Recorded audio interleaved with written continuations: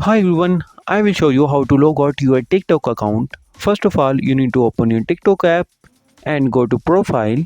Then tap the three lines on the top right and go to Settings. And you need to scroll down to the end and tap to log out option. Then again tap to log out and your TikTok account will be log out.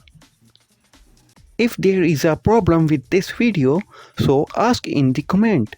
Any problem related to social media and internet, let us know in the comment bar so we can make a video on it. Please like this video and press the bell icon for any update.